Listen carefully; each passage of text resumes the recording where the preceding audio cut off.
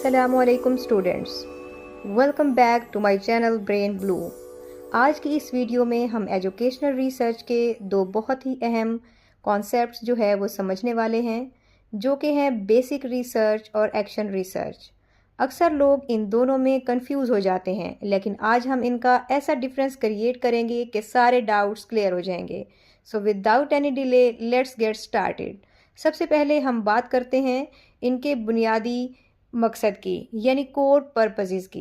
Research चाहे कोई भी हो, इसका एक ख़ास मकसद होता है। बेसिक रिसर्च और एक्शन रिसर्च के दरमियान सबसे बड़ा फ़र्क यही है कि एक थ्योरी पर काम करती है जबकि दूसरी प्रैक्टिकल प्रॉब्लम पर काम करती है।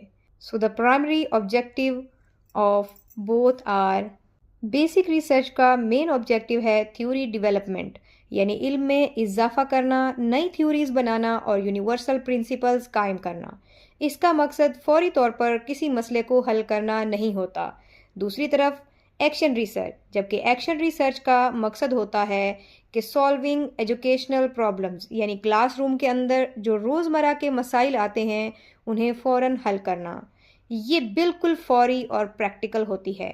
द ह्यूमन एलिमेंट, अब बात करते हैं ह्यूमन एलिमेंट की। इन रिसर्चेस को कौन करता है और कहाँ करता है? एक्सपर्टीज़, बेसिक रिसर्च के लिए हमें हाईली ट्रेंड स्पेशलिस्ट और एक्सपर्ट्स की ज़रूरत होती है। इन्वॉल्वमेंट, लेकिन एक्शन रिसर्च में टीचर खुद फुली इन्वॉल्व होता है, यानी टीचर ही रिसर्चर होता है। लोकेशन, ये रिसर्च कहीं बाहर लैब में नहीं होती, बल्कि टीचर के अपने क्लासरूम के कॉन्टेक्ट्स में होती है। कॉन्टेक्चुअल मेथडोलॉजी, अगर हम मेथडोलॉजी यानी तरीकाकार की बात करें तो प्रॉब्लम को लोकेट कैसे किया जाता है। बेसिक रिसर्च में प्रॉब्लम ढूंढने के लिए बहुत सोफिस्टिकेटेड और कॉम्प्लेक्स मेथड्स इस्तेमाल किए जाते हैं, क्योंकि इसका दायराकार बहुत बड़ा होता है। लेकिन एक्शन रिसर्च में टीचर को किसी पेचीदा तरीके की ज़रूरत नहीं होती। वो क्लासरूम में पढ़ाते हुए बिल्कुल सिंपली और डायरेक्टली मसले को आइडेंटिफाई कर लेता है, जैसे किसी बच्चे को का पढ़ाई में दिल ना लगना वगैरह। अब रिसर्च फ्रेमवर्क का एक ऐसा क्विक कंपैरिजन करते हैं, जैसा कि आप इस टेबल में देख सकते हैं। बेसिक रिसर्च में हाइपोथेसिस बहुत ही स्पेसिफिक और साइंटिफिक होती हैं। मींस जो हम मफरूज़े बनाते हैं वो बहुत ही स्पेसिफिक होंगे और साइंटिफिक होंगे, जबकि एक्शन रिसर्च में बहुत सिंपल स्टेटमेंट्स होती हैं। बेसिक रिसर्च के लिए आपको लिटरेचर रिव्यू, एग्जॉस्टिव रिव्यू, दुनिया भर का लिटरेचर पढ़ना पड़ता है। लेकिन एक्शन रिसर्च में बस एक क्विक ग्लैंस यानी सरसरी नज़र डालनी है, यही काफ़ी होता है। बेसिक रिसर्च में रैंडम और अनबाइस्ड सैम्पलिंग बहुत ज़रूरी है, जबकि एक्शन रिसर्च में टीचर के अपने क्लास के स्टूडेंट्स ही उसका सैंपल होते हैं।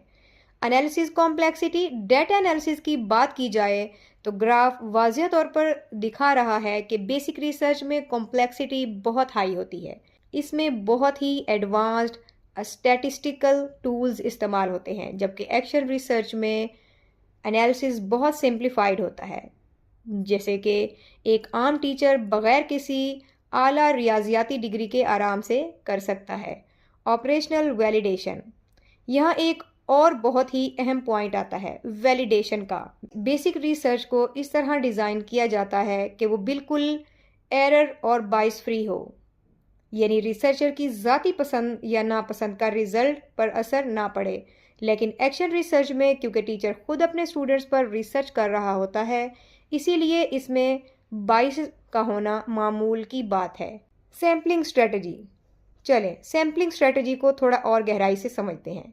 बेसिक रिसर्च में अगर हमें रिजल्ट पूरे मुल्क या दुनिया पर अप्लाई करना है तो सैम्पलिंग बहुत सख्त और अनबाइस्ड होनी चाहिए।